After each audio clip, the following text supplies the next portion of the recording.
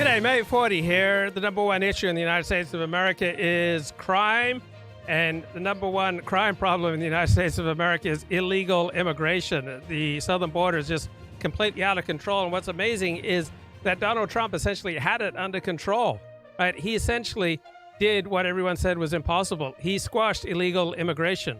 Right? He used Remain in Mexico and other techniques. He took advantage of COVID and he squashed, right, effectively ended illegal immigration. And then Joe Biden took over, and now millions are flowing into the southern border. I think this is the most important news story in America right now. And Governor Greg Abbott in Texas has passed a law allowing Texas to arrest illegal immigrants. It's called migrants. They're not migrants, they're illegal migrants. So it's now illegal in Texas. There's a state law, all right, that Texas police will be allowed to arrest those who are in the state illegally, right? People who don't have legal authorization, right? It's not that they're undocumented and they've just forgotten their documents. They're in the country illegally. And now it's a crime in Texas. And I love it. This is the number one news story on the New York Times right now. So just by being the number one news story, I think is fantastic, right? And it feels good. It really feels good. It's so discouraging, the amount of illegal immigration going on in our country, and this just feels good. And looking at Fox News, they haven't even apparently mentioned this story in the last hour. So Tucker Carlson fought the good fight against illegal immigration, but rest of Fox pretty squishy with regard to illegal immigration. So there's a 1,254-mile border, right? And this is what, you're wondering what Fox is talking about? Well, this is what Fox is talking about. It's just the sensational. 6 in the Senate Hart Building has previously hosted the 9/11 Commission hearings and confirmation hearings for Supreme Court Justice nominees Brett Kavanaugh and Sonia Sotomayor. Now it's also been the setting for an explicit sex tape that showed up online, and the Capitol Hill police are investigating the making. Yeah, it's a gay porn movie, all right? Gives new meaning to riding with Biden. And sharing of the video could lead to several charges, according to legal experts, including lewd and obscene conduct. There's also questions about trespass that were used quite extensively against people over the January 6th riot. Just because you have access to a room as a staffer doesn't mean that you have access for any purpose. This was obviously an unofficial purpose. Now, the person seen in the video has not been officially identified, although Maryland Senator Ben Cardin, a Democrat, acknowledged tonight a staffer in his office has recently been fired. It's a breach of trust. It's my understanding Capitol Police is doing the investigation. It's a personnel issue. So we clearly will be, I'm not going to comment on the personnel issue, and it's under investigation. And the staffer to whom Senator Cardin was apparently referring wrote on LinkedIn, quote, "This has been a difficult time for me as I have been attacked for who I love to pursue a political agenda. While some of my actions in the past have shown poor judgment, I love my job and would never disrespect my workplace. Any attempts to characterize my actions otherwise are fabricated, and I will be exploring what legal options are available to me in these matters." Capitol Police say they will be conducting interviews, Kaylee, but as yet there has been no arrest. Right, this is the number one news story on Fox. The most important story is what's going on in Texas, all right? We've got renewed focus on illegal immigration. This may well reduce, it adds more disincentives to people to come to this country illegally, particularly through Texas. The governor of Texas says he thinks that this will reduce illegal immigration 50%, but even if it only reduces immigration by 5%, I mean, that would be fantastic. And looking at this, Fox still hasn't even touched it as I've just fast forward and skip through its last hour of coverage. Quite disappointing. So ABC News luckily has covered the Tonight, story. lawmakers in Texas passing a strict new immigration bill. It authorizes police officers to arrest migrants and allow state judges to force them to return to Mexico. Maria Villarreal is in Dallas with more on this for us. Good morning, Maria. Hey, good morning, Robert. It is no secret Texas Governor Greg Abbott does not agree with how the Biden administration has been handling the border, so he's created his own initiatives and now he is funding them. Overnight, legislators backing him up, voting to approve SB 4, which creates 2 new state crimes that target migrants who enter or re-enter the state illegally. The bill gives law enforcement the authority to arrest migrants they suspect unlawfully crossed into Texas, and it allows judges to order migrants to return to the country they crossed from, likely Mexico. If they refuse, they could face 20 years in prison.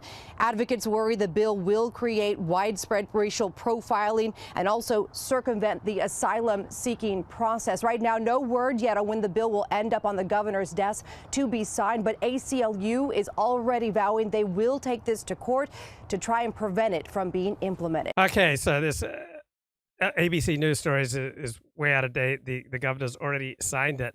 So this might be a path forward for Republican states to put up more barriers against illegal immigration. The Biden administration has no interest in doing the job, so maybe the states will do the job that the federal government can't do, not interested in doing, has other priorities than doing.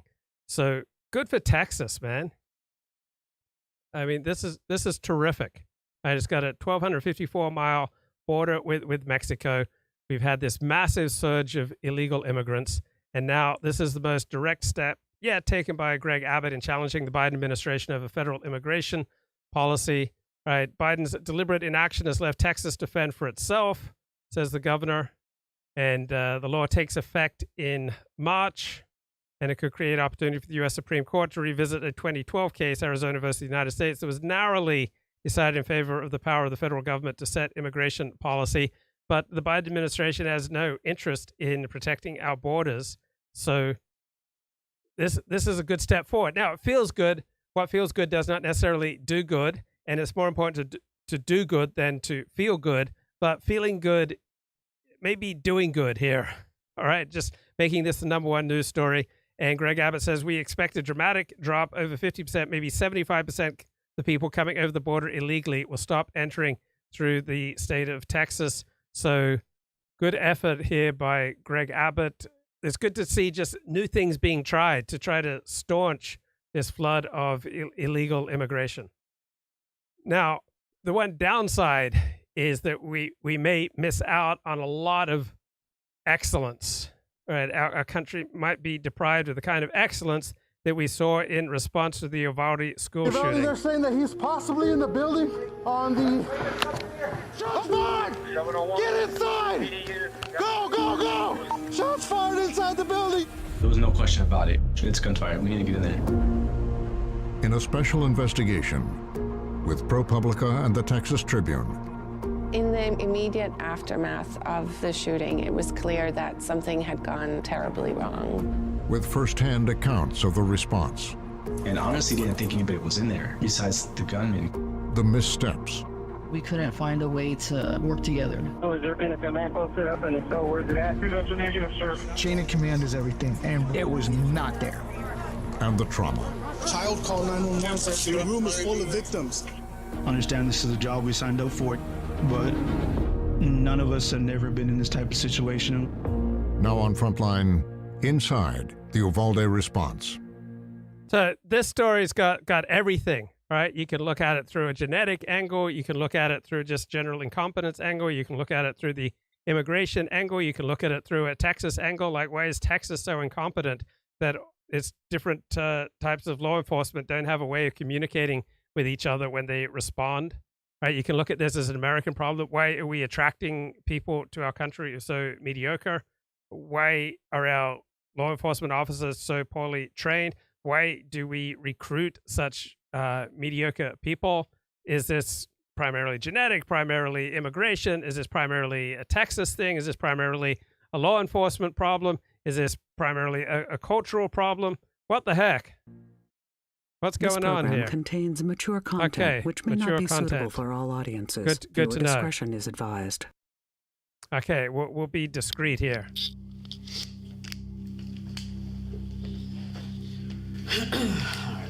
So I put myself in the room. All right, if I was shot and I was bleeding out, what the thing that would be number one importance to me is getting an effective and rapid response so that I could live, right? I want to live, right? I would think the people who are bleeding out on the floor after being shot want to live. The most important thing to me in this kind of situation is effective response. It's not the race, religion, political orientation, any partisan point scoring. I want to live. I simply want the most effective, efficient law enforcement officers. All right. I don't care if they're male or female. I don't care if they're Republican or Democrat. I don't care if they're black or white or Latino or Asian. All right. So how can we develop more excellence in this country? All right. To me, excellence is about the most important thing. Now, I understand that the more we have in common with other people, you would expect higher rates of social cohesion and social trust and a greater willingness to sacrifice for each other. But that certainly didn't happen here. Right. These are all people who shared the same language, seem to share similar, national, cultural, religious bonds, lived in the community, were tightly bonded with this school, and yet couldn't go chase the shooter, right? Couldn't enter the room for 77 minutes. So social cohesion, social trust, homogeneity, not enough, right? You can have excellence without homogeneity, and you can have homogeneity without excellence. So how do we encourage excellence? How do we better train people? I suspect that maybe most of these inept law enforcement officers could have done a far better job if they'd been properly trained and properly led. So I don't think there's something inherent about most of the officers who were so bumbling and ineffective, right? I don't think that's just something inherent in them. I think the primary problem here is lack of leadership and lack of training and a general ineptitude in Texas. This reflects really bad on law enforcement generally, because they generally just establish a perimeter when there's some kind of mass shooting.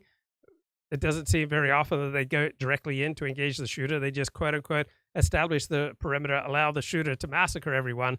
And then after the shooter kills himself, then they go in and start noticing the bodies. Just get some basic information from the brother. May 25th, 2022, approximately 8:20 p.m. We're at the Uvalde Police Department in Uvalde, Texas. Yes, sir. Hey, Jason Philip Kusa, Texas Rangers.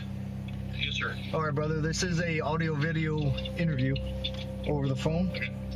I appreciate you answering my call. Soon after one of the deadliest school shootings in the U.S., state and federal investigators sat down with police and other law enforcement officers to ask them about their actions that day. So I would be curious, what's the average IQ of these officers? How well are they paid? Did they recruit on the basis of excellence? Like, how extensive and how excellent is their training? Okay. All right.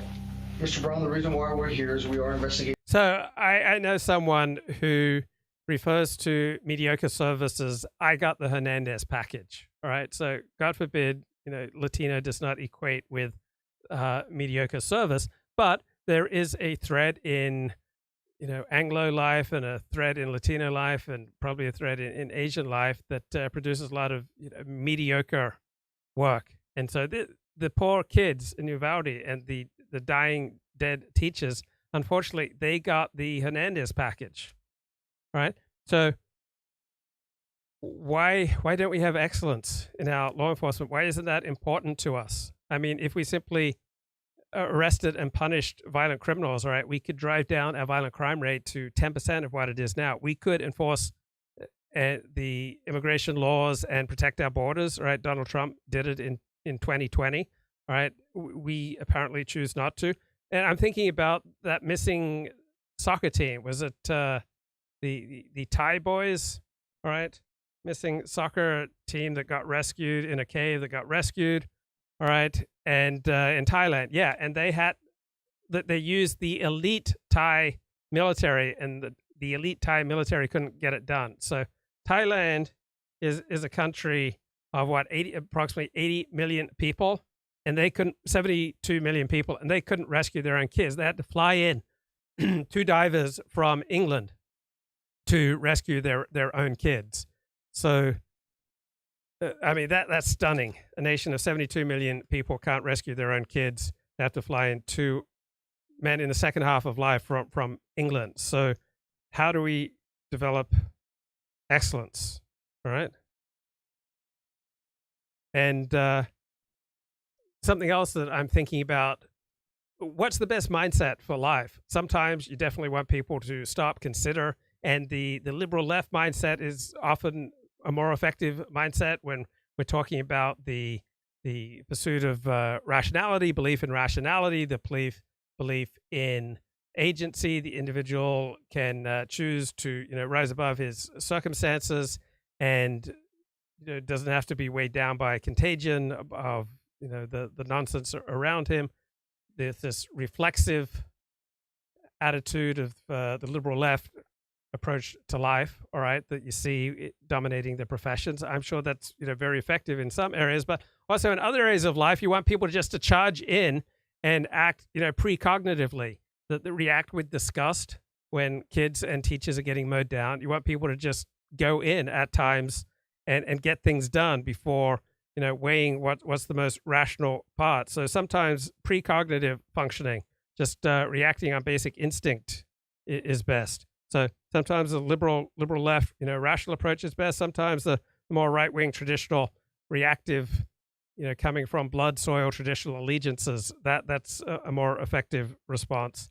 And given how homogeneous the law enforcement response is here, how are they so incoherent, so lacking in social trust, and so lacking in willingness to sacrifice for their own people, for their own flesh and blood, for their own kin and extended kin? The incident that occurred on Tuesday, the shooting at the Robb Elementary.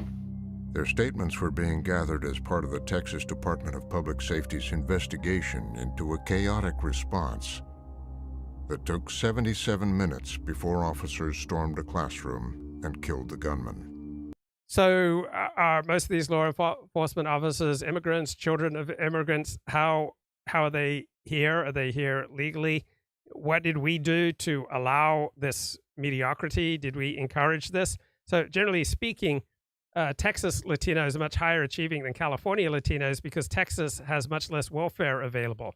Because California offers such generous welfare, it does not attract the same kind of hardworking, higher achieving Latinos that Florida and Texas get. Can you kind of just lead me through the events of that day?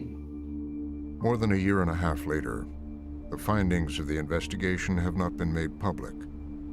So is the United States better off for these people being in the country, or are we worse off? I mean, are they bringing their problems with them? State prosecutors have said they plan to present the findings to a grand jury. So remember on 9/11, the different law enforcement and rescue responses couldn't talk to each other. Police couldn't talk to firefighters. It was an absolute mess. And much of that mess, the fault was the then mayor of New York City, Rudy Giuliani, who was adulated for his response to 9/11, but he hadn't adequately prepared for events like 9/11. And so we're now, 21 years after 9/11, and you still in Texas have this very law enforcement response where people can't even talk to each other because different branches of Texas law enforcement are not on the same radio frequency. Push record here. Okay, I see the numbers move. In reference to the incident that happened at Robb Elementary. And we just need to get your side of what you saw and what happened, okay? The Texas Tribune, ProPublica, and Frontline gained access to a trove of the investigative materials, including body cam footage, 911 calls, Uvalde County 911, and hundreds of recorded interviews. And it's my understanding that you were working the day of the incident, is that correct? These are the first-hand accounts of the officers who responded to the shooting at Robb Elementary. We'll go ahead and start this interview. Are there no standards? Can you just be fat, fat, fat, fat, fat? I mean, are there any standards whatsoever to be a policeman here? This is ridiculous. Like, what kind of self-respecting police force has people this fat? Agent Valdez, on that, do you remember that day, the 24th?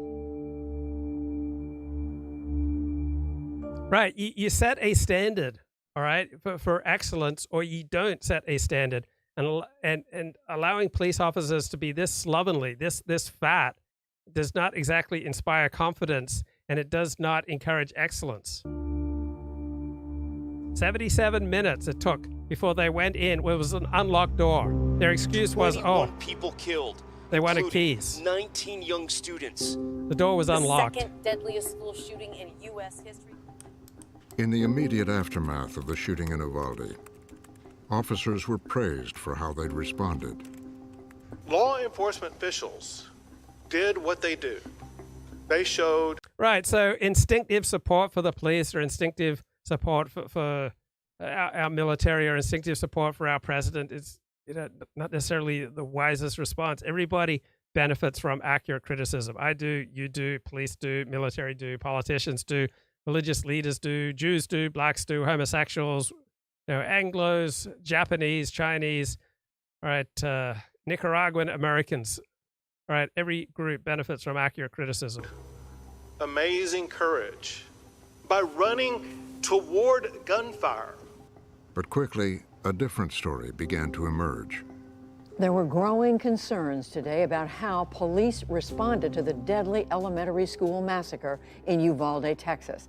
He managed to stay inside for an hour before... After the governor praised the response, and then it turned out that was almost the opposite that happened, we knew that we had to figure out what really occurred that day and ask questions about why it all went so wrong. Loemi Creel is an investigative reporter with ProPublica. Wait, all went so wrong. Isn't this really the norm for police responses to mass shootings? Don't police typically hang back, let the shooters massacre people, and then they only go in once the shooters commit suicide? I mean, tell me I'm wrong. Isn't this the norm? Police say, oh, they're establishing the perimeter. In other words, they're too chicken to go in and engage the shooter. All right, they're going to let the shooter massacre the kids. And then when the shooter commits suicide, then the police move in. So is the Uvalde response really that different from our other police responses to school shootings? And the Texas Tribune. For over a year, she and a team of reporters have been analyzing the trove of evidence they obtained and writing about the breakdowns in the response. Breakdowns? Maybe this is deliberate police policy. They don't want to get hurt. They don't want to be inconvenienced. They just allow shooters to massacre kids, because this does seem to be the normal police response to school shootings. Let them massacre the kids, and we'll move in afterwards when it's safe. This is the first time we have ever received this amount of information for a mass shooting. Frankly, it's typically rare to get this for any kind of criminal case, but particularly for mass shootings, where that is often withheld for years if it's ever released publicly. What we did was line up the more than 24 body cams, go through it, try to identify officers, transcribe the body cameras, and then start pouring through the hundreds of hours of law enforcement interviews that are on this file. With a possible criminal case looming, most of the officers involved in the response have declined to talk publicly or to us. I mean, look at these guys. Do they look like our best and brightest? Do they look like they're in good cognitive and physical shape? About what happened. But we were able to review the accounts that almost 150 of them gave to investigators. Okay, let's talk to Elliott Blatt. Blatt, I'm so sorry that I ran you off yesterday, bro. What's going down? Bro, you call and check me, bro. I am so sorry. That's not like me. I know where I stand in the great chain of being, bro. You're number one in my heart, bro. It was a little brush with reality, bro. I had to do some reflecting. So anyway, I got over it though. So, yeah, my bar stories really aren't that interesting, because it's just, they're not, it's not a big deal, I just ended up talking to a wanker for an hour and I'm like, God, this is draining, Like why didn't you talking have empathy? Why didn't it fill you with energy? Remember, like I was talking up. I've been talking up both in private and on my shows the benefits of going to a sports bar. It's an easy way to connect with people. So why didn't you find it energizing? Well, it was a bit too easy. That's the problem with a bar. There's no barrier to entry, right? And like, you look around the bar, this is like a Sunday afternoon, and they've got bowls out of free food, And what is the food? Donuts, entire donuts that you can just reach in and grab and stuff in your mouth, like a semi-stale donut. It was so depressing to watch. And then you look at all these characters at the bar, and very few of whom seem to be strangers to the donut, bro. It wasn't nice eye candy in the old bar, bro. Hard to watch. But you had an opportunity for like genuine like human connection. It sounds like. So tell me more about that.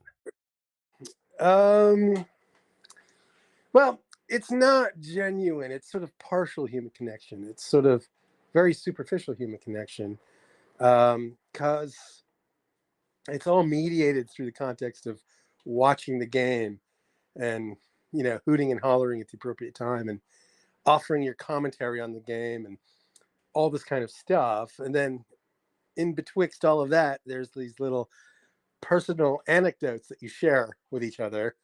But they're not deep subjects, bro. It's not the JQ. It's not Kaufman's. It's not the weighty matters of our time, bro. I mean, I talk about hero systems and Osama bin Laden and Gaza, and I've had fantastic conversations in bars. Really? Yeah. Well, are you going to these high IQ Orthodox Jewish bars or what? No, these are dive bars, bro. But when I walk in, I elevate the place. No, I'm sure you look like really out of place. I bet you're very uncomfortable in a bar, bro. No offense. It's just None taken. Not your scene, bro. So you go up to the bar and order some beef organ capsules. I tip generously. I just drink water and hang out and schmooze. Yeah. Well, that's cool. That's cool. So you've done it twice. You've done it twice in the last month. Is that right? 2, 3 times? Yeah, I did it yesterday. In fact, I went to watch the 49ers game, and it was the Cardinals, and the Cardinals really aren't much of a team, so the bar wasn't nearly as full, and so it was just kind of a lackluster affair, because by the third quarter it was more or less a fait accompli. I left at the third quarter because San Francisco took this insurmountable lead, and I didn't need to see the last quarter. But I did chit chat with the bartender, which was, which is an interesting experience because, a bartender's sort of kind of paid to be friendly to you, Yeah. He's paid to be interested in whatever bullshit you come up with. And so, I got some little local history. It was interesting, learned a few things about Marin County and Janis Joplin and all these sort of local luminaries and where they like to drink and all these types of things. All very interesting. So are you glad you went, or was it a wash? No, I left feeling a bit disappointed, feeling like, I didn't feel bad coming out of there. I just didn't feel elevated either. I just felt sort of a neutral experience. Not much to talk about, bro.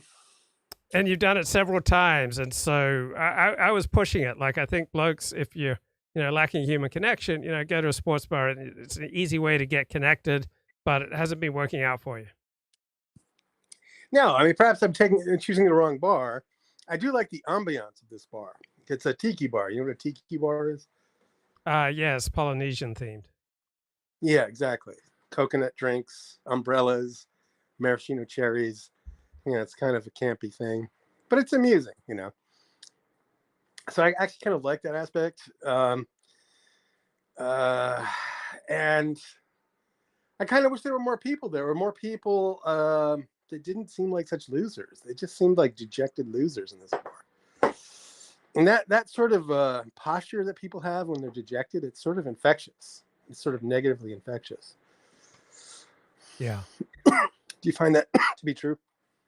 I mean, the way people look and the way people carry themselves, sort of, it has an impact on you, Yeah. There's a lot of people just kind of ambling around the city with their slumped posture and looking filthy and, dressed in hospital gowns and smoking cigarettes and wheelchairs. And it's just like a little bit here and there is one thing, but if it's sort of like, it seems to be like the norm now. And I don't know, it makes me, it puts me down and it makes me disinclined to leave the house. Maybe a different bar, bro, where the cool kids hang out. Yeah, but there are the bars, but I don't know. They all seem to have the same vibration, more or less. Maybe a bathhouse. That's the alternative. Good schwitz. Yeah, in San Francisco, sure to be clean and wholesome. I am inclined. I need sort of like a hot tub. I'm really achy these days. I'd like to take a hot tub, but I need to find like the most, heterosexual environment. Bathhouse, yeah. What are the most heterosexual bathhouses in San Francisco? We should just lay that out there.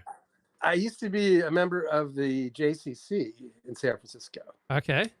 Because it was known for having the cleanest pool in the city. It wasn't, unfortunately, for me to get connected to my Semitic roots. It was just because of the clean pool.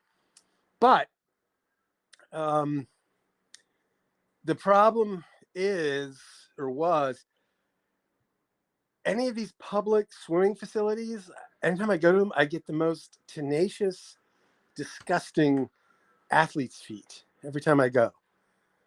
And I just can't bear it. It's just, it just kills it for me. Do you ever suffer from athlete's feet? No, never. You never have? But isn't it the spray or ointment? There is spray and ointment. And it does sort of work, but it's just weird to have to do it all the time, It's like, it's a really toxic chemical. It's like, oh, I can't be happy until I completely douse my feet in toxic chemicals. It's just, I got sick of it, man. It's such a petty thing, but it just makes me so afraid of the public in general. Like, put it this way. So I did go out to eat tonight. I've been working a lot lately, and I didn't have time to cook tonight. So I went out to this Thai restaurant. And, when you're eating like spicy food, well, you probably don't eat at these restaurants because they're not kosher. But if you eat a lot of spicy food, it creates a lot of mucus. You have to blow your nose a lot. And so when I blow my nose in a napkin at a restaurant, I don't put the napkin in the table, bro. I put it in my pocket, and I take the napkins out and I dispose of them. I don't put them back on the table so that the waitress has to like pick up my snotty napkin, and I realized that I'm really like rare in that respect. I don't think many people like have that sort of germ phobia that I have. I'm very germ conscious. And I not only take care of my own germ exposure, but I take care of the germ exposure of others because I care, Luke. I care. That's beautiful, man. Thanks, I'm bro. proud of you. You're making the world a better place. Is there a neighborhood watch in your community? Maybe you should join a neighborhood watch. Well, there's sort of a proto neighborhood watch that exists Nextdoor. Yeah. But I got nuked from Nextdoor. Sorry. So, but it was only 2 weeks. It's only 2 weeks, so I'm in my second week of suspension. Okay. I thought I was completely hosed, but it's only 2 weeks, and the circumstances are a little bit amusing. But it was all kicked off by the fact that I told you about the term bipping, right? You know what bipping is? Yeah. So the CVS, the pharmacy nearby, got bipped in a rather dramatic way because they drove their car, bam, right through the front windscreen, went through the plate glass window.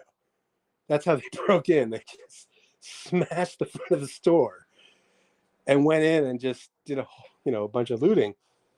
And this kind of really shocked people because this type of activity usually is not in my particular neighborhood. And so there's a lot of discussion on Nextdoor about it. And there's this woman who identifies as a Satanist and a socialist, and she was just going on and on about how we imprison too many people, and it's really our fault for being so harsh and not loving our cops, that we love our cops and our law enforcement too much. And so I went in and made the opposite case, that in fact we don't love our cops and law enforcement quite enough, and that the real problem is that we're bringing in a lot of low IQ, violence-prone individuals. And I told this to Claire. I was on Claire's show yesterday. I told this to Claire, but in my commentary, I used the word tard, T-A-R-D, not retard, but tard, T-A-R-D, thinking, well, they wouldn't be able to get me on the retard charge, right? I thought I could dodge the retard charge. Yeah. So, and but in fact, I think those two are treated as synonyms, and I think that's what pushed me over the edge and got me nuked. So it was a learning experience, bro. I mean, you're handling it with grace. Oh, you can tell, huh? Yeah. So I don't know. Is it raining down there? It's raining up here. It's a little bit on and off. It's kind of dismal. When it rains here, it's just so dreary. I need the sun like it's like I need to breathe. I really need the sun beaming down on me to feel good. So I'm feeling down, bro. It's chemical though. But I'm not going to go running to some sort of, medical doctor and just have him load me up with a bunch of pharmaceuticals, bro. I'm just going to grin and bear it. You know what I'm saying? You see through the BS, man. I mean, you may be miserable. Your life may not be working, but at least you see through the BS, unlike those people who are happy and effective, but they're all, medicalized with, pharmaceuticals. You're a man. You stand on your own 2 feet. You don't take pharmaceuticals. I'm not afraid of my real feelings, bro. I just feel them. Exactly. I feel them and I embrace them and I accept them as part of life, dude. I no am BS for me. So grateful for Adderall now that when I go off it, I mean, I am just not nearly as coherent. It really increases the quality of my life to be on Adderall, because I just so clearly understand it now. When I go off it, I just start switching from topic to topic. I mean, I think once I get my proper dose of Adderall, I'm just going to do shows that have only one topic for like 3 hours. Well, instead of skipping around 7 different topics over 55 minutes. So you're going to go in depth, huh? Yeah. I'm just going to be coherent, cohesive. The full Rogan. The full Rogan. Yes. Yeah. Hey, you know what I've been watching lately on YouTube are these cosmology, Big Bang, the universe, these types of documentaries. There's a whole slew of them on. Okay. And they go into the intricacies of the Big Bang and what it means and what the scientists and what the theory is and what the math is and what Einstein's theory really meant and all this stuff. Really like thought-provoking, mind-blowing stuff, bro. Mind-blowing. And it's kind of a refreshing break from politics, I have to say. So, I mean, I'm not really intrinsically interested in this topic, but it's always accompanied by these really spectacular cosmic, intergalactic visuals that are just very soothing to look at, And so, and I think it's produced by the BBC or from Oxford. And there's probably a dozen or 2 dozen of them. And it's so interesting. Like, you know, I don't know how much science you did in school, but like, remember the atom, and you had the nucleus Yes. and the nucleus with the protons and the neutrons and the electrons. But I had to cut up atoms in my science class. You had to cut them up? Yeah. What? I had to really? dissect atoms in my science class. Well, yeah, but there's like 61 different particles inside the nucleus of an atom, right? It's so like amazing, and it's like none of them have any mass, and there's like the strong nuclear force, the weak nuclear force. It's all this big brain stuff, but you don't have to do all that tedious reading, bro. You just get to sit there, listen, and watch. It's like it's a charmed existence I have. Have you been watching season 2 of Reacher? It's so good. It's on Amazon Prime. No, I have no entertainment outside of YouTube, bro. Wait, not even The Crown? No. The final season, bro. Season 6. I don't know. See, I'm not on Adderall, bro. I get to go to bed at night. I get to go to sleep. You ever try that, Luke? How many hours a night do you sleep, dude? The same. I probably average about 5, but when I get into deficit, I can have, you know, probably 8 or 9 at times. It hurts me to hear that, bro. Hurts me to hear that. How much sleep do you get a night? Minimum 8. Minimum 8. Wow. More like 9 or 10. But I do wake up in the middle of the night here and there, which is unpleasant. But do you watch Frasier when you wake up and have some crystal light? No, none of that junk for me. But I'm serious. I've been joking around here, but I'm serious. Sleeping is where you do the deep repair, both physically and mentally. And I get that done in a bathhouse, bro. No, bro. No. And then I can skip on the sleep. You see through the bullshit. You see the bullshit. You just think Adderall is going to fix all your problems. You see right through it all. But I'm serious, dude. And it's not just the physical repair. It's the mental repair, the refreshment, the spiritual refreshment you get from a proper night's sleep. And then you wake up and you really feel cleansed, you know? And if you're depriving yourself of that, you're missing out on your best life, my dude. And you're not going to live as long as you should. Yeah. No, you're right. I should get more sleep. Word to wise. Get yourself a proper bed. Get off the floor. You know, just adopt the normie path, bro. Just the middle way.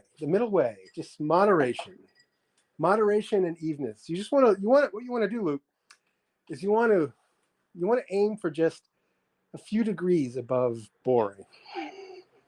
I like it. You know what I'm saying? It's the natural. It's like imagine you were like living in like a medieval village, you know, and you had very little low expectations. I mean, at least I've successfully created a show that's just one notch above boring. That's right. There's so many exciting live streams out there, but no, I keep mine just one notch above boring. Yeah. Yes. You want to ratchet down. I don't pander like Ethan Ralph and Richard Spencer and Nick Fuentes and, you know, with their exciting live streams. I just keep mine just one notch above boring. Sometimes one notch below boring. Yeah, just like background music, you know, kind of like an elevator. Did you enjoy my lecture on the epistemology of populism yesterday? Did you find that stimulating? I did, but I didn't retain much. That's the problem with this big brain stuff, bro. It just it doesn't really take root anymore the way it used to. It's not as compelling as the JQ. The JQ debates were just intrinsically, you know, dramatic and captivating and, you know, memorable. You know? But not everything can be as exciting as gay sex in a Senate chamber, bro. Yeah. It's just, you know, the cottaging jokes are just off the charts. But just, can you imagine being like in Omaha and you pick up the paper? You know, you're at your little country diner and you pick up the paper and you get your scrambled eggs and your toast. You pop open the newspaper, just looking at cottaging in a Senate chamber. Oh, these are just, so life is not like it used to be, bro. Like Ronald Reagan. Interesting times. Ronald Reagan would never even take off his suit jacket when he was in the Oval Office because he felt it disrespected the office to be like shirt-sleeved. That was a big deal in the early part of colonial Boston because the Puritans, if they're going out and gardening, they're dressed up for it. They got a full they got a suit and tie on basically. And this one writer, I forgot his name, he was decrying that his neighbors, it might have been from Germany, it might have been from Italy or something, but they were out working in their garden in their shirt sleeves. And he was scandalized by this. I wonder what he think about a guy opening up his buttocks in a Senate chamber and recording it. Yeah. It's a different world. So anyway, I grew up in New England, and I've sort of kind of imbibed that sort of Puritan ethic, so it's sort of in me, sort of. And so I'm just very easily scandalized. But God, that was incredible. Yeah, I don't know, bro. It's different times. It's hard to feel optimistic. It does feel like there's some sort of, Sodom and Gomorrah type prophecy unfolding here. Certainly Sodom. Strong in the sodomy. So the jokes just write themselves. I mean, it was a real bummer. Yeah. Get it? Okay, bro. Great to hear from you. All right. Peace from you. Blessings. Okay. Okay. Okay. I want to get back to this documentary on Uvalde. Law enforcement officers who responded, they spoke openly about what happened that day, including voicing their own fears, their concerns, and their regrets. And we realized by going through it that perhaps we could piece together some of what happened that day. We do have some questions, and we kind of want to clarify some things that happened yesterday. Sure. Why would you want an obese police chief? I mean, is that really inspiring of confidence? Talking about ex-Chief Pete Arredondo here, who so brilliantly failed to lead in the Uvalde shooting response. So let's just start with how your day started yesterday. Uvalde School District Police Chief Pete Arredondo was interviewed the day after the shooting. He would later be heavily criticized for his handling of the response. Y'all bear with me because this is probably one of the first times I'm telling the entire story. I'm trying to think as I'm going. It wasn't noon yet, I know that, but it's probably not far from noon. At 11:28 a.m., surveillance footage from behind the school shows a truck driving into a ditch. A teacher calls 911. Uvalde County 911. Yes, there was just an accident right here behind Rob's school. Behind Rob's, they ran into the ditch. What how many vehicles? It's a pickup. It's one truck. It's a pickup truck. Two witnesses approach the vehicle, and the driver starts shooting. Oh my God, they're running. I don't know why. Oh my God, he has a gun. The dispatcher calls for police to respond. If I can have you around to 715 Old Greenville Road, have a one-vehicle accident, white pickup truck crashing. So if the police response is going to be this cowardly and this inefficient and this ineffective and this mediocre, why wouldn't you own weapons, right? Why wouldn't you be part of some kind of neighborhood response, neighborhood watch? Why wouldn't you make plans to support your friends and, come to each other's aid? Have a caller advising male subject has a gun. We advise shots fired. Shots fired. I heard the word gunshot. I didn't quite catch the whole transmission. Obviously, you grabbed the keys and start running out the door to get to your unit. And then I heard Rob's school. I remember got off. We have to carry two radios because we have school or campus radio, communicate with the campuses, and then we have police radio. Unfortunately, I don't have holsters for those. They got my way, I threw them, and obviously I'm running at this point. In addition to not having a radio, Chief Arredondo did not have a body camera. This is footage from other officers arriving around the same time. Uvalde Police Staff Sergeant Eduardo Canales was also among the first to respond. So I stop, I get out, and I'm kind of like blindfolded. Okay, I don't see the accident. I don't see no accident. However, I hear. So these guys leave kids and teachers bleeding out on the floor for 77 minutes before they finally enter the room where the shooter is. A bunch of people yelling, "He went in the building." Still not thinking this is an active shooter. I'm thinking, okay, those are 1050. This guy has a gun, a Glock, maybe, I don't know. And he ran to school trying to get away from law enforcement, or trying to, on the grounds. It still hasn't hit me that this guy was actually there, an active shooter. He arrived on the scene with Lieutenant Javier Martinez. I mean, this guy must weigh over 250 pounds. Really, this is who you have for your police? I had no idea what I was walking into. We actually thought we were going to an accident scene where what I thought was an accident and they're shooting at each other. Road rage. Yep. I mean, there absolutely no standards for police. You can be morbidly obese and a police officer here. That was my first thought.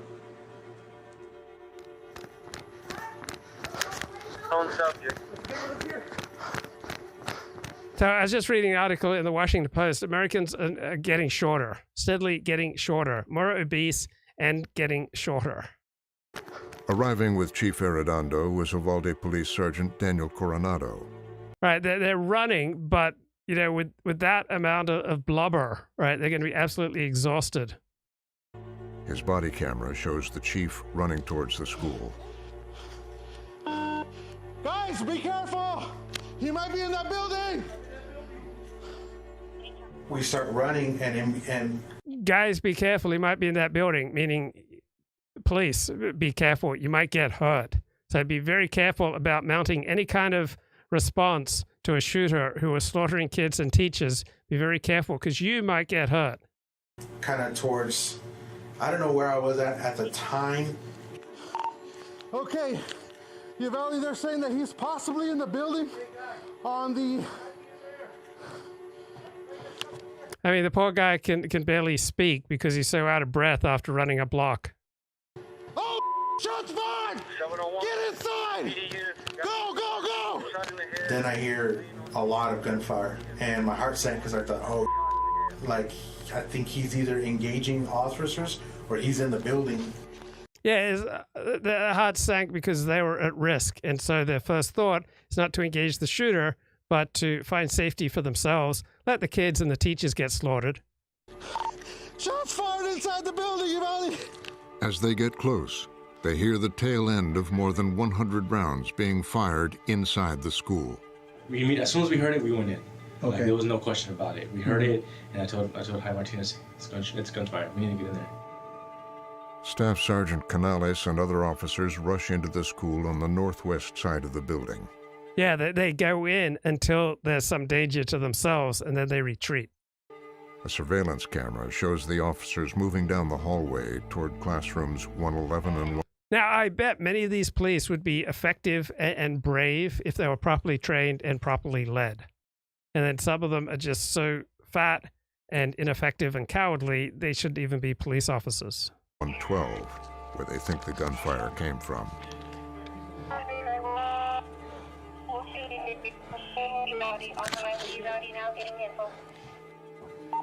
Watch that door, watch that door. Within seconds, Chief Arredondo, Sergeant Coronado, and other officers enter the school at the opposite end of the hall. This is their own community, all right? These are school district cops, all right? These are their kids, their spouses who are teachers, all right? These are their own kith and kin. And yet, you know, look at how ineffective and cowardly they are. I mean, just imagine if they were asked to try to rescue or save or be of service to people who were different from them. I mean, they're too cowardly to even mount a response for their own kith and kin. Just imagine how awful they'd be if they were asked to mount a response for outsiders.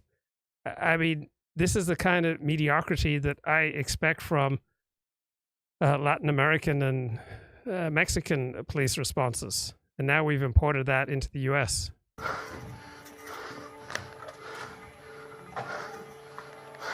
It's just smoke everywhere.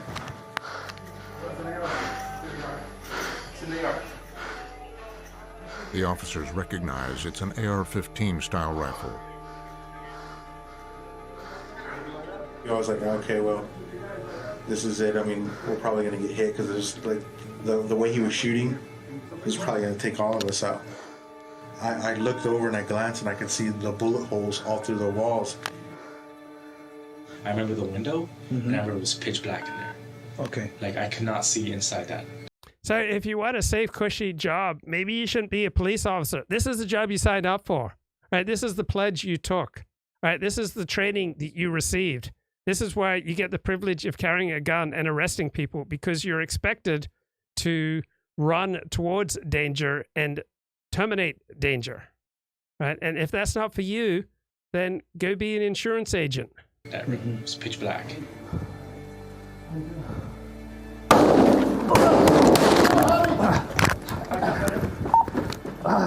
The gunman fires through the door of one of the classrooms, grazing Staff Sergeant Canales and Lieutenant Martinez. Am I bleeding? Am I bleeding? Am I bleeding? You know who's bleeding? Right, 17 kids and a couple of teachers. They're bleeding. They're bleeding out, bro. Feeling like blood or something. I was like, what? I was like, shot? What's going on? And Javier was like, hey, I feel like, so we both kind of retreat back a little bit towards where we were fairly injured. And we kind of turned around and we were just like, I didn't know if the guy was going to come out. Surveillance footage shows Lieutenant Martinez going back down the hallway alone, then returning to where other officers are positioned. The first few moments of a response is crucial, is what experts said. This is the best moment in time to engage the shooter and rescue any victims. So officers initially did that, and then they stumbled back when they're grazed by bullets. And that ends up really setting the stage for the rest of the response.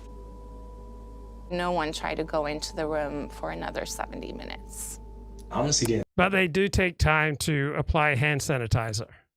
I think anybody was in there besides the gunman, because They just come up with every excuse under the sun not to confront the gunman. And Dennis Prager talks about this, right? He says the problem's not with evil being dark; it's so blindingly, bright that people are afraid to look at it, so they make every excuse to look away.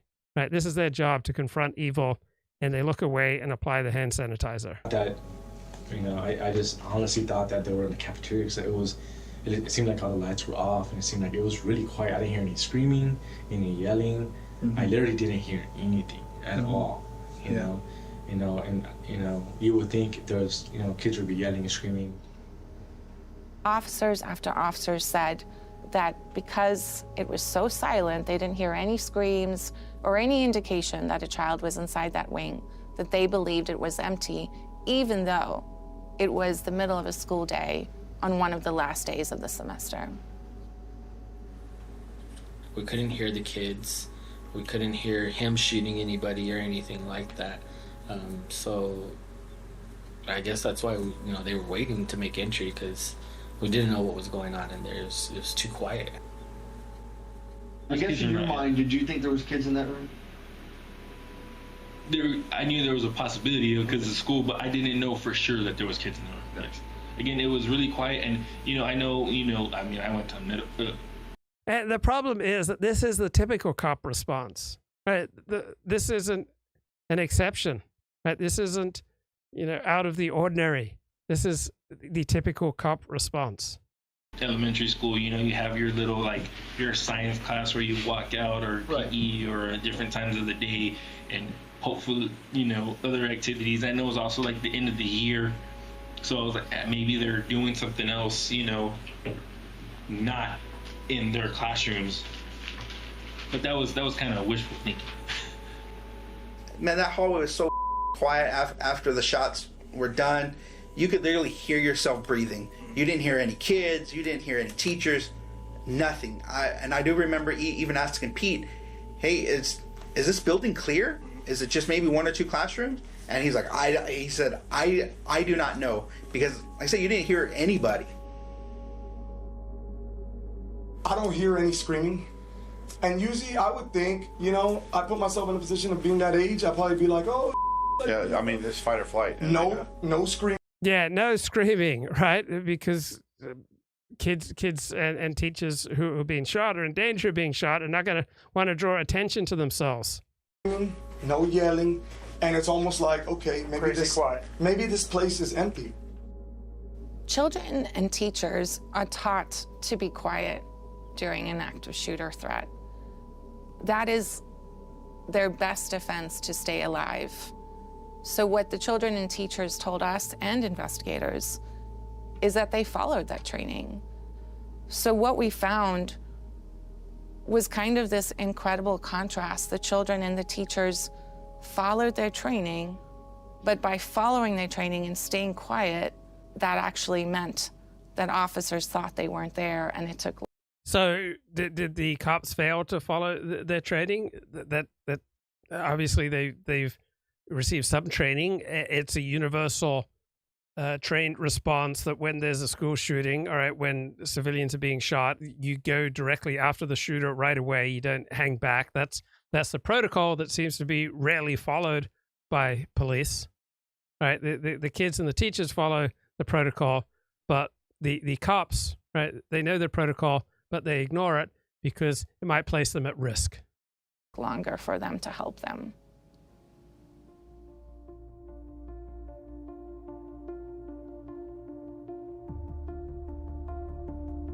After the burst of gunfire from rooms 111 and 112, Sergeant Coronado tries to let other first responders know what is going on. So I'm like trying to get on my radio, and there's no radio connection inside the building. So I'm like, and I know there's more guys. All right, so this is on Texas, all right? The radios don't work. They can't talk to each other. They're inadequately trained. They're inadequately led. The cops are a bunch of, pathetic incompetence, all right?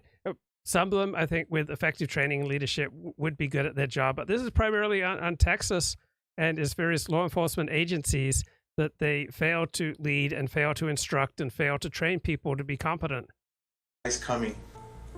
So I run back outside and I start getting on the radio. I start trying to give directions as where to get everyone posted up. Stay right there, guys. Be contained in this office. Okay, guys. Right, they have to go out there to prevent the parents from going in to rescue their own kids, right? The cops are too chicken to go in and rescue the kids, but they are very brave in stopping the parents from going in to rescue their own kids. He's inside this building. We have him contained. Oh. An officer. Oh, great news. They have him contained. Wonderful, wonderful job, guys. You have him contained. Very impressive. Says the subject is contained. Coronado announces it over the radio. You believe he's barricaded in one of the offices. Messed up is still shooting. Contained and barricaded. What those two words convey to the other officers who are arriving at the scene is that the gunman likely is inside a room alone without. Right, so if you're going to have a considered rational response, all right, it is rational to try to save your own skin, right? What you want here is the more instinctive response of either training or just decency or righteousness or outrage to perhaps, supersede the self-interested, how do I stay safe and avoid doing my job tendency. Any victims. And so what that does is set up a response where they're treating it like a barricaded subject rather than an active threat where they should try get into that room immediately. Sergeant Coronado's announcement is the first on the radio that we could find that calls this barricaded, but Many officers, in fact, nearly all of the ones that we went through, said not only that once they heard that announcement, they treated it as a barricaded suspect. You know how he was barricaded? He hid in a closet, right? The door was unlocked. He was behind an unlocked door and hiding in a closet. Just really killer barricades that these poor cops had to confront. Some guy in an unlocked classroom, like hiding in a closet. But also when they arrived at the school, they continued treating it that way, despite mounting indicators that this was not. Right, because this was the way to reduce the risk to themselves. This gave them more and more excuses to avoid confronting the shooter and just to allow the shooter to massacre the kids and the teachers, and then allow the kids and the teachers to bleed out, and they get to save their own skins. The case. At what point did it say, okay, stop, barricaded subject, not an active shooter? Because that's big, right? Mm-hmm. Well, to be honest with you, like I said, I mean, I don't know where that came out of. You know what I mean? Mm-hmm. You're just reacting to what you're dealing with. So a guy shows up, and his wife is one of the teachers who's under threat, and he doesn't even go in to confront the shooter. Right, this is their own kith and kin. This is their extended family. Right, this is people they know and you presume love, and they are completely unwilling to do their job to protect. At that moment in time, there's no distinct determination. Like, okay, well, now it's a barricaded subject. I mean, when you have someone barricaded, in an unlocked classroom, right? A door that's unlocked, that's the barricade, and hiding in a closet. That's the extent of the barricade. But it's enough for all these cops to go, oh, barricaded subject, we better pause and think things through and let the kids and the teachers bleed out. Someone locked in a room and there's no rounds going off, and you don't know. I mean, like I said, you don't see any bodies. Yeah. You don't see any blood.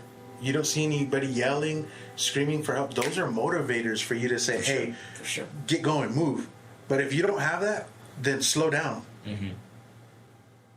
So in your mind, it was a barricaded subject? Yes, barricaded subject. John, I'm asking you, in your mind, right? In my mind, yes, because we didn't hear any more shots. As soon as we got there, it was just complete silence. This guy's probably just a guy that wrecked out his vehicle. Didn't want to get caught by police because he's a smuggler with a gun, and has now barricaded himself inside of a classroom and is shooting rounds to get us off his back. Okay, I don't know. There's no kids yet. And at the point that the shot stopped, I think it was more like you would treat like a barricaded person because you don't know what. They would just come up with endless excuses to avoid doing their job, to avoid any danger. They would just come up with an infinite and endless stream of excuses to stop confronting a guy who's shooting kids and teachers. He has, are they hostages? Are they, the last thing we thought was that he had actually shot the kids. We thought he had shot up in the air, broken the lights, so we had no idea. Right. Yeah, it was stunning to them that perhaps a guy who goes into a school and starts shooting, that he might have shot kids. Like, who would have thought that a guy rushes into a school and starts shooting? Who would have thought that possibly he might be shooting kids? What was behind those doors?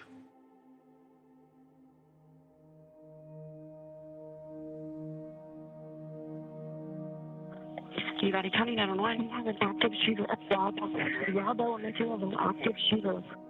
At 7 minutes into the standoff, a teacher down the hall from the gunman calls 911. I don't have a visual, but I could hear gunshots outside of my classroom. You could still hear gunshots inside the building and the building.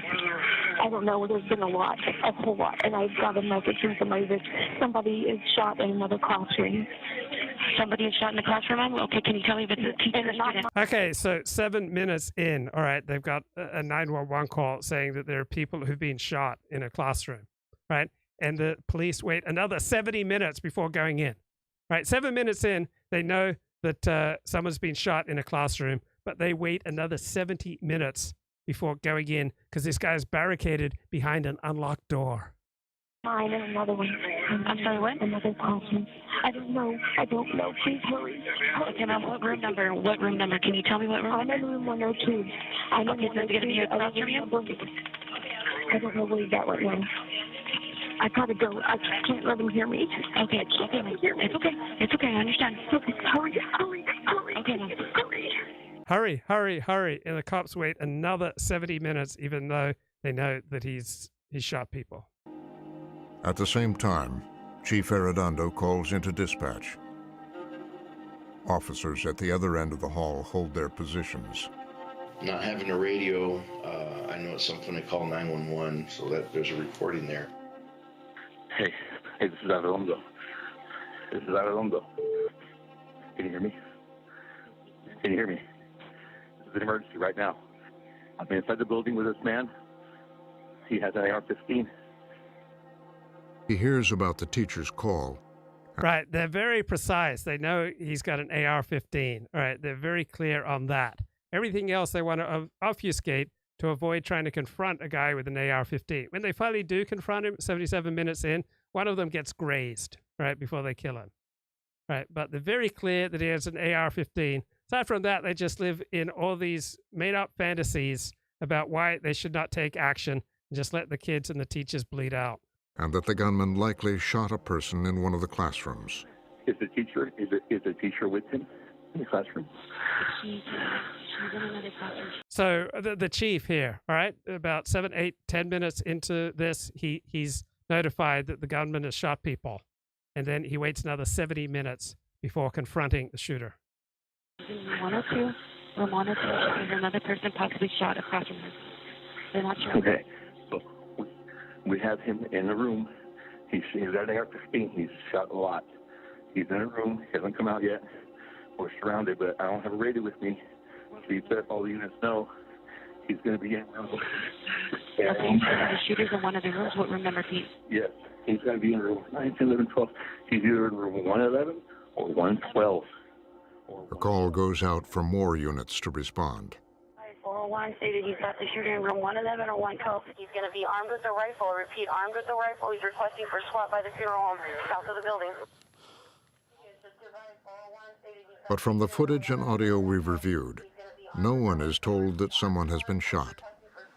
Chief Arredondo, he doesn't, according to what we have obtained in body camera footage and call logs, seem to convey that information to anyone else. Right, he knows that people are being shot, but he doesn't convey that to anyone else because that might be awkward. That might be discomforting for them. This is the first indication that now someone is injured. The chief was not asked about this in his interview with investigators, and he didn't respond to our request for comment. A few moments before the 911 call from the teacher, on the other end of the hall from Chief Arredondo, one of the officers says that the gunman is inside his wife's classroom. Right, for 70 minutes, he stands outside his wife's classroom. Right, doesn't go in to try to protect his wife, protect the kids. He just stands around for 70 minutes. His own wife is in the classroom, and he doesn't take action. The officers try to confirm that classes are in session. Right, they'll do anything to avoid confronting this guy. They would want to confirm the theory of relativity, all right? They would want to confirm if the primary cause of inflation is excessive growth in the money supply. They would want to confirm the Big Bang, right? They'll confirm anything if it allows them to avoid confronting a dangerous man with a gun who's slaughtering children. See if the class is in there right now or if they're somewhere else. Again, this is classroom. Right, his own wife is in there, and he waits 70 minutes. His own wife is right there, and he knows that she's in a classroom with a killer, with a shooter, his own wife, and he does nothing. This police response is absolutely pathetic. Right, that'll do it for now. An amazing PBS Frontline special inside the Uvalde response. Check it out. It's on YouTube.